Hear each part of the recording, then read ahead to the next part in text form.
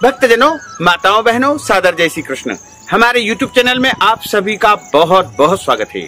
मैं हूं आपके साथ आचार्य धर्मेंद्र शास्त्री।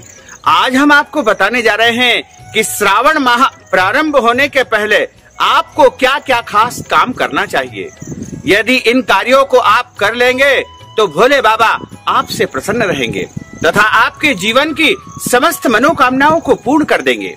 श्रावण मास भगवान शिव का परम प्रिय मास माना जाता है और श्रावण के महीने में साक्षात भोलेनाथ माता पार्वती के साथ में इस पृथ्वी पर विचरण करते हैं। ऐसे में भक्तजन सच्ची भावना के साथ में, श्रद्धा के साथ, आस्था के साथ और पूर्ण विश्वास के साथ यदि उनको याद करता है तथा उनकी आराधना करता है, उपाय करता है, पूजा करता है तो निश्चित तौर से उसके जीवन की मनोकामनाएं पूर्ण हो जाती है। इसमें कोई संशय नहीं है। शिव पुराण में इस बारे में विस्तार पूर्वक बताया है कि श्रावण माह में मनुष्य को कौन कौन से ऐसे कर्म करना चाहिए जिससे उसके जीवन की प्रगति हो सके। गरीब हो चाहे अमीर हो, कोई भी व्यक्ति हो, लेकिन यदि पूर्ण श्रद्धा से बिना किसी खर्च के यदि भोले बाबा को याद करेंगे तो निश्चय ही उनकी मनोकामना पूर्ण हो जाएगी। इस बार श्रावण का जो महीना है वह 6 जुलाई से प्रारंभ होगा। यानी श्रावण माह का जो प्रारंभ होगा इस बार वह श्रावण माह के कृष्ण पक्ष की प्रतिपदा से होगा, जो कि श्रावण माह के शुक्ल पक्ष की पूर्णिमा के दिन सावन का महीना समाप्त होगा। इसे जो है श्रावण माह कहा जाता है, लेकिन आम तौर पर इसे सावन माह भक्तजन कहते हैं। इस श्रावण महीने में भक्तजन भगवान भोले बाबा की यदि आराधना करना चाह रहे हैं और उनका व्रत करना चाह रहे हैं तथा विशेष उपाय या पूजा पाठ करना चाह रहे हैं तो उनको यह उत्तम अवसर आया है। और यह छोटा मोटा कोई महीना नहीं है, यह बहुत बड़ा महीना माना जाता है। जिस प्रकार हमारे घर परिवार में कोई जो है त्योहार आता है या फिर ऐसा कोई कार्यक्रम होता है, मांगलिक कार्यक्रम होता है या विवाह आदि होता है, तो उसकी तैयारियां हम कई दिनों पहले प्रारंभ कर देते हैं। उसी प्रकार जो सावन का महीना है वो अपने आप में एक बड़ा महापर्व है, बड़ा त्योहार है और बड़ा उत्सव है। तो हम सभी के लिए यह उत्सव बड़ा ही जो है अलौकिक सुखों को देने वाला है। और श्रावण माह की जो शुरुआत होगी वो 6 जुलाई से होगी और 6 जुलाई से लेकर के निरंतर 3 अगस्त तक श्रावण माह चलेगा। और सबसे खास बात यह है इस बार श्रावण महीने में कि सावन के सोमवार से ही श्रावण महीने का प्रारंभ हो रहा है तथा सावन सोमवार के दिन ही श्रावण महीना समापन होगा। यानी सोमवार से ही भगवान शिव की आराधना का यह पर्व प्रारंभ हो जाएगा, जो कि सोमवार के दिन ही यह समापन होगा। तथा इस सावन महीने में खास बात और है कि 5 सोमवार आ रहे हैं। 5 का अंक भोले बाबा का सबसे प्रिय अंक होता है और 5 सोमवार आना अद्भुत और अच्छा संयोग है। इस श्रावण माह के कारण देश दुनिया में कई प्रकार की उन्नति होगी, प्रगति होगी, अच्छा संयोग बनेगा, क्योंकि भोले बाबा इस श्रावण माह में सबसे अधिक प्रसन्न अवस्था में रहेंगे। इसलिए आप सभी से हम जो है कुछ ऐसी विशिष्ट और दुर्लभ जानकारी शेयर करना चाह रहे हैं कि जिनको यदि आप करेंगे तो आपके जीवन की उन्नति होगी तथा प्रगति होगी। श्रावण माह की जब शुरुआत होगी तो पहला सोमवार 6 जुलाई को होगा तथा दूसरा जो सोमवार होगा वो 13 जुलाई को होगा और तीसरा सोमवार 20 जुलाई को होगा। 20 जुलाई को खास बात यह है कि उस दिन सोमवार के साथ अमावस्या का पर्व भी आ रहा है, जो कि सोमवती अमावस्या का महासंयोग बना रहा है। इसी के साथ उस दिन हरियाली अमावस्या भी है और सोमवार का दिन, अमावस्या का दिन बड़ा ही दुर्लभ संयोग बनने वाला है। साथ ही जो अगला सोमवार आएगा वो आएगा 27 जुलाई को और उसके बाद जो अंतिम और 5वां सोमवार आएगा वो आएगा 3 अगस्त को। 3 अगस्त को श्रावण माह के शुक्ल पक्ष की पूर्णिमा तिथि है, श्रावण माह का समापन है तथा उस दिन रक्षाबंधन का त्योहार भी है। तो इस दौरान आपको भगवान भोले बाबा की विशेष पूजा अर्चना करना चाहिए तथा उपाय करना चाहिए।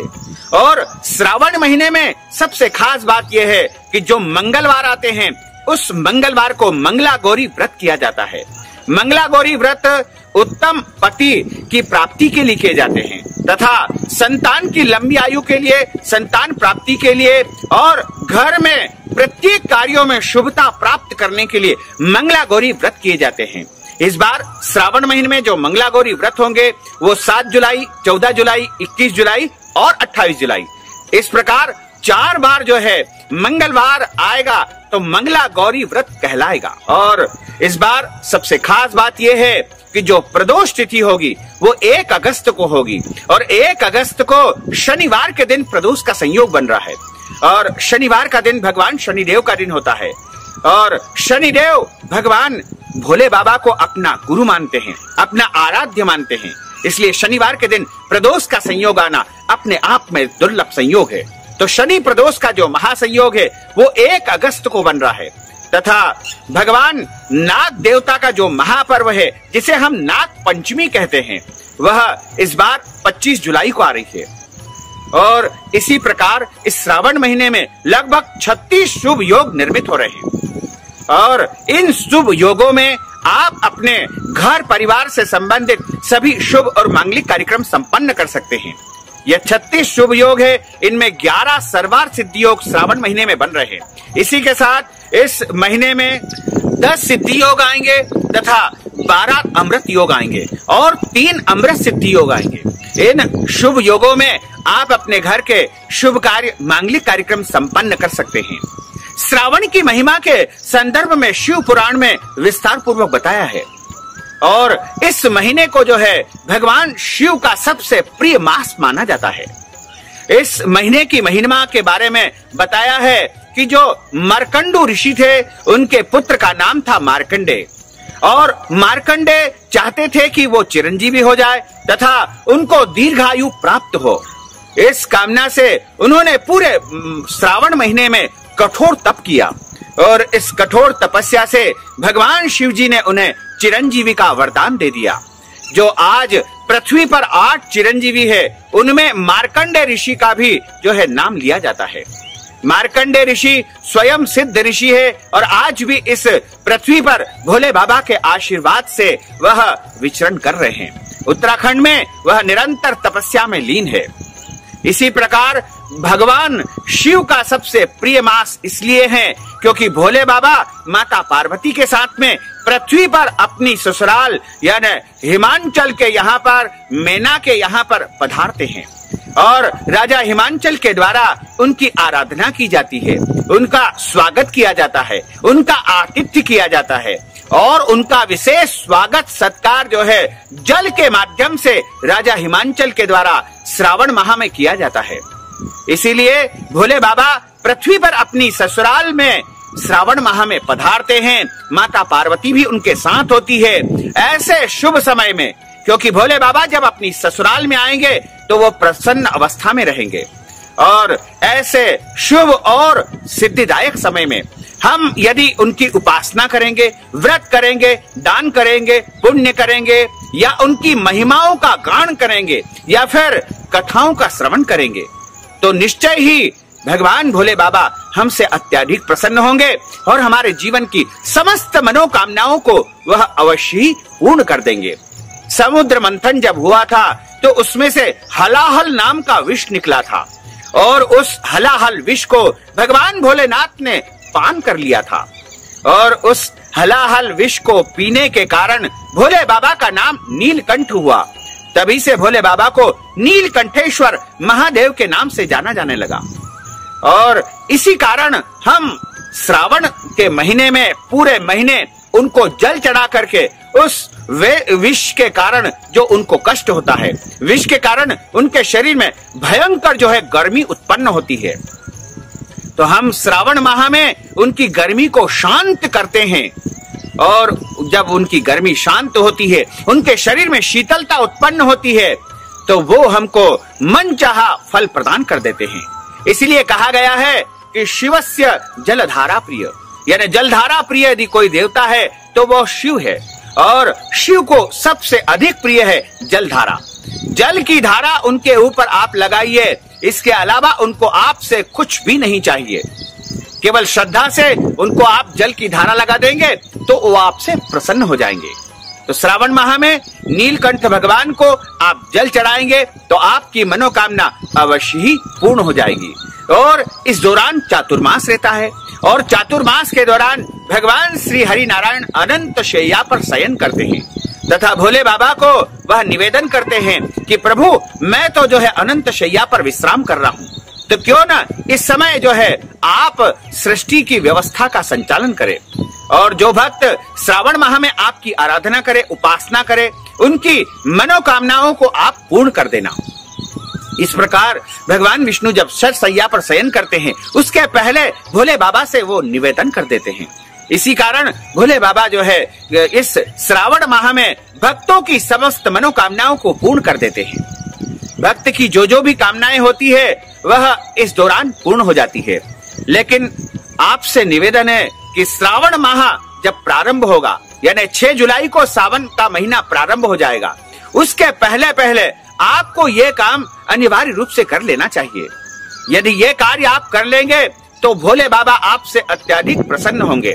जैसे हम किसी अतिथि के आने के पहले पहले समस्त स्वागत की तैयारियां कर लेते हैं, उसी प्रकार भोले बाबा जब पृथ्वी पर आए उसके पहले पहले हम भी उनके आतिथ्य की, उनके स्वागत की तैयारियां यदि कर लेंगे तो निश्चय ही वो अत्यधिक हमसे प्रसन्न होंगे।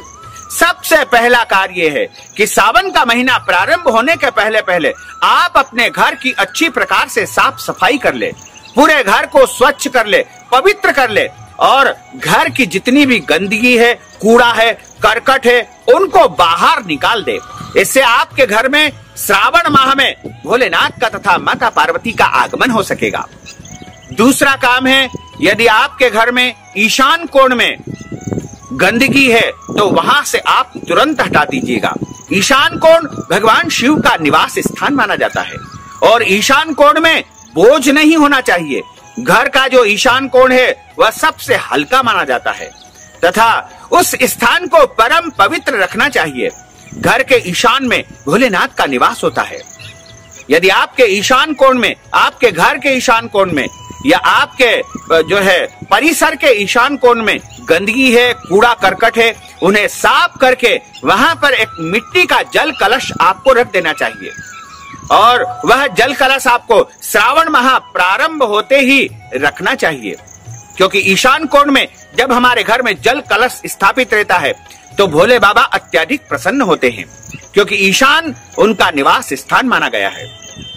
इसी के साथ ईशान कोण में जिसके घर में जल कलश रखा रहता है उस घर के वास्तु दोष स्वतः समाप्त हो जाते हैं। जल कलश को लकड़ी के पटे पर या लकड़ी की तिपाई पर स्थापित कर देना चाहिए। आप चाहें तो उस जल कलश के माध्यम से भी प्रतिदिन जल पान कर सकते हैं तथा उस जल कलश का जल प्रतिदिन बदलना चाहिए और वहां पर एक स्थायी रूप से जल कलश आपको रखना चाहिए। और आप चाहें तो श्रावण माह समाप्त होने के बाद भी वह जल कलश वहां रखा रहने दीजिएगा। यदि आप चाहें तो उसको श्रावण माह समाप्त होने के बाद में जल में विसर्जित कर सकते हैं या कहीं पर दान पुण्य भी उस कलश को कर सकते हैं।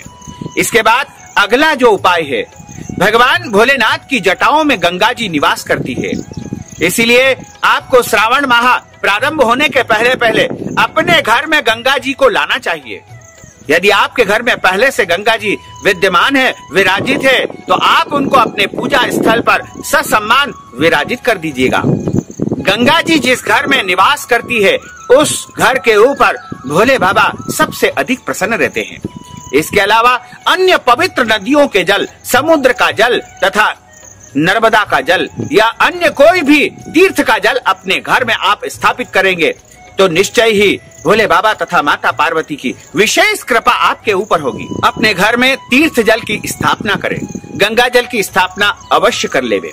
इसके बाद अगला कार्य आपको करना है कि घर में शिव पुराण का होना भी आवश्यक होता है।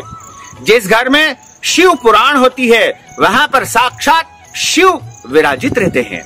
ऐसा कहते हैं कि शिव पुराण के मध्य में भगवान भोले बाबा विराजित रहते हैं।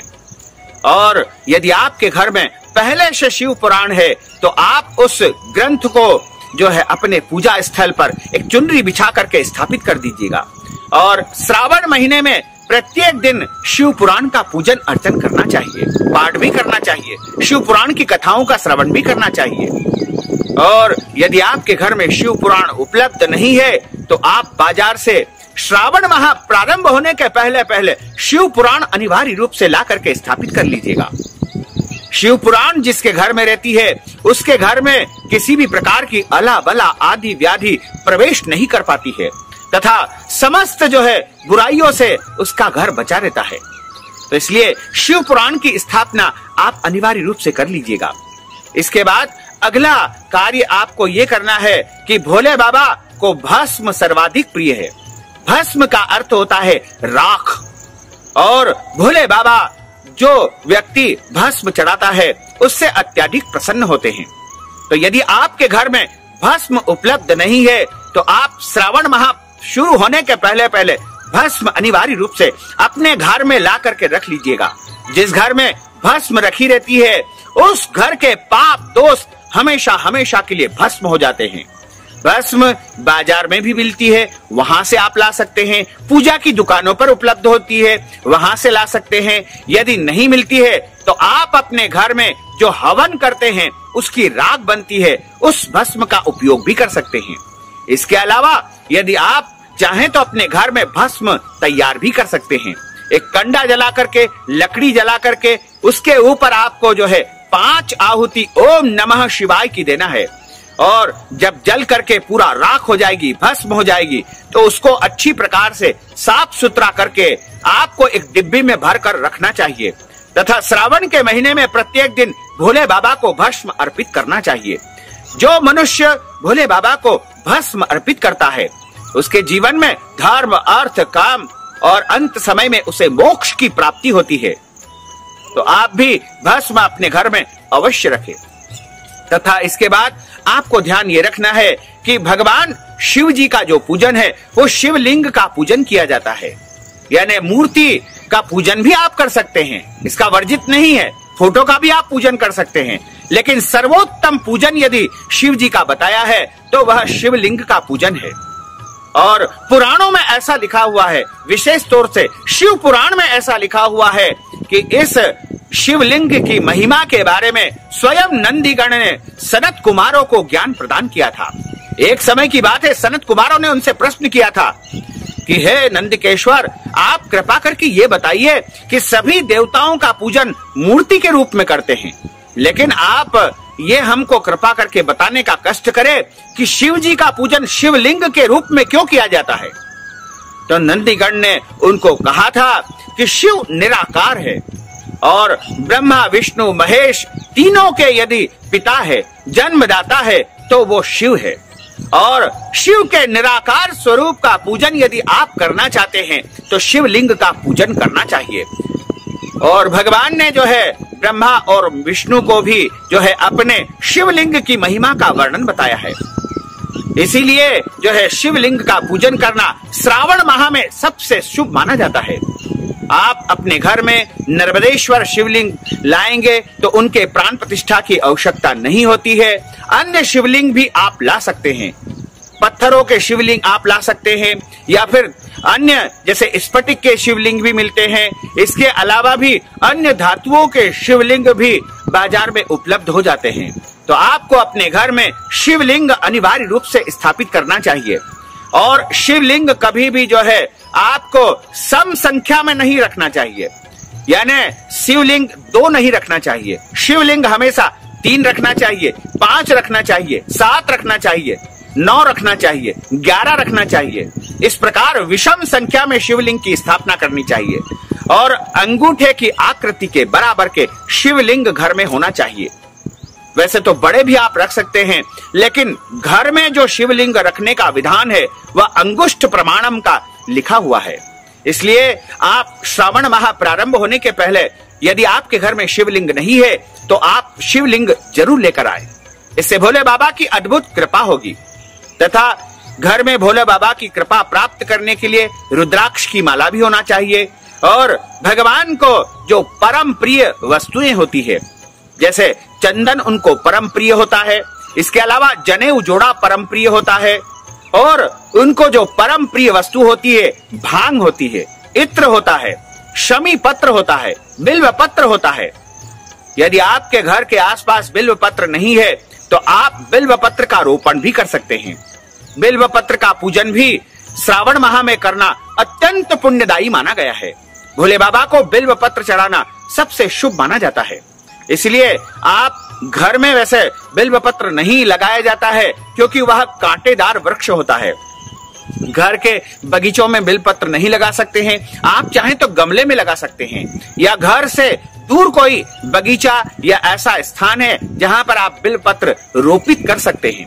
अभी वर्षा ऋतु चल रही है, आप चाहें तो घर से दूर कहीं पर बिल्वपत्र का एक वृक्ष जरूर लगा दे तथा श्रावण माह में बिल्वपत्र का पूजन भी करना चाहिए।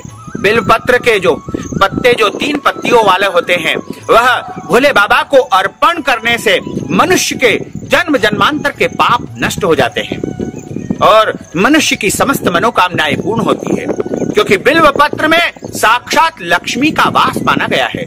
श्री सूक्त में लिखा हुआ है कि बिल्व पत्र का जो फल होता है, जिसे बिल्व फल कहा जाता है, उससे ही लक्ष्मी निकलती है, लक्ष्मी का प्रागट्य होता है। इसीलिए लक्ष्मी का हवन बिल्व फल से किया जाता है। तो भोले बाबा को बिल्व फल और बिल्व पत्र अत्यधिक प्रिय है। इसके अलावा शमी पत्र से भी उनका विशेष पूजन अर्चन किया जाता है। तो ये सारी वस्तुओं की तैयारी आपको श्रावण माह प्रारंभ होने के पहले पहले कर लेना चाहिए, तो भोले बाबा की अत्यधिक कृपा आपके ऊपर होगी। इसके अलावा श्रावण महीने में भोले बाबा को गाय के दूध का अर्पण करना चाहिए। ऐसा माना जाता है कि यदि आप श्रावण महीने में पूरे महीने भोले बाबा को गाय का दूध अर्पण करेंगे, गाय का दूध चढ़ाएंगे, तो आपके जीवन की जो कामनाएं हैं, आप चाहते हैं शिक्षा की प्राप्ति हो जाए, यदि आपकी कामना है कि आपका जो है रोजगार या नौकरी लग जाए, या फिर आपके घर में विवाह का योग नहीं बन पा रहा है तो विवाह का योग बन जाए, या आपके घर परिवार में संतान प्राप्ति नहीं हो पा रही है, या फिर आपके घर में लक्ष्मी की कमी है, आर्थिक समस्याओं का आप सामना कर रहे हैं, या फिर आपके घर में कर्ज बहुत ज्यादा हो चुका है, तो इन सभी दोषों से निवृत्ति के लिए गाय का दूध जो भी भक्तजन श्रावण माह में भोले बाबा को चढ़ा देगा, उसके जीवन की समस्त समस्याओं का समाधान हो जाएगा। तथा भोले बाबा को लक्ष्मी प्राप्ति के लिए गन्ने के रस से अभिषेक करना चाहिए। गन्ने का रस यदि उपलब्ध नहीं होता है तो नारियल पानी से भी आप भोले बाबा का अभिषेक श्रावण माह में करेंगे तो आपके घर में लक्ष्मी की अपार कृपा होगी। इसके अलावा यदि आप भोले बाबा को प्रसन्न करते हैं तो आपको जो है उनको कुशा के जल से अभिषेक करना चाहिए। कुशा या तिल के जल को छान करके अभिषेक करने से पितृ दोष समाप्त होते हैं और पितरों को परम शांति तथा संतुष्टि प्राप्त होती है। तथा किसी का विवाह नहीं हो पा रहा है तो शीघ्र विवाह के लिए उनको केसर वाले जल से स्नान भगवान भोले बाबा को करवाना चाहिए। कोई भी कन्या हो या वर हो, इच्छित वर वधु की प्राप्ति के लिए प्रेम विवाह यदि वो करना चाहते हैं तो उनको श्रावण महीने में प्रत्येक दिन भोले बाबा को केसर घोल करके थोड़ा सा जल चढ़ा देना चाहिए। एक बूंद भी जल यदि आप केसर वाला चढ़ा देंगे तो आपके विवाह संबंधी कामनाएं पूर्ण हो जाएगी। तथा आपके जीवन में शत्रु पीड़ा बहुत ज्यादा है, रोग हो चुके हैं या आप बहुत ज्यादा परेशान हैं, तो आपको भोले बाबा को भस्म वाले जल से स्नान कराना चाहिए या फिर भांग वाले जल से भी आप स्नान करा सकते हैं।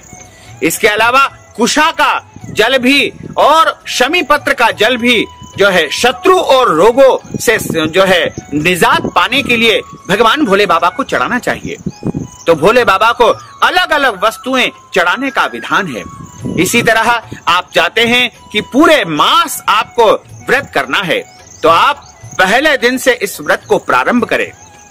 पहला दिन यानी 6 जुलाई से यह व्रत प्रारंभ होगा, जो कि आप जो है लगातार श्रावण पूर्णिमा तक, रक्षाबंधन तक यानी 3 अगस्त तक इस व्रत को करेंगे।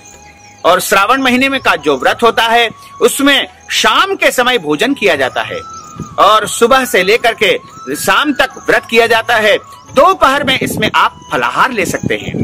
तथा जो श्रावण का व्रत करता है उसको श्रावण महीने में लहसुन प्याज नहीं खाना चाहिए। तथा श्रावण महीने में जो है क्रोध नहीं करना चाहिए और किसी के साथ लड़ाई झगड़ा नहीं करना चाहिए। यदि आप कोई जप करना चाहते हैं, मंत्र साधना करना चाहते हैं, कोई अनुष्ठान करना चाहते हैं, तो आपको श्रावण महीने में दाढ़ी कटिंग नहीं बनवाना चाहिए। सामान्य तौर पर यदि आप चाहें तो बनवा सकते हैं, लेकिन कोई विशेष सिद्धि साधना के लिए, कोई विशेष फल की प्राप्ति के लिए यदि आप कोई अनुष्ठान पूरे महीने का कर रहे हैं, तो आपको न तो शेविंग करवाना है, न ही कटिंग करवाना है, या फिर शरीर के किसी भी अंग के बाल नहीं काटना चाहिए।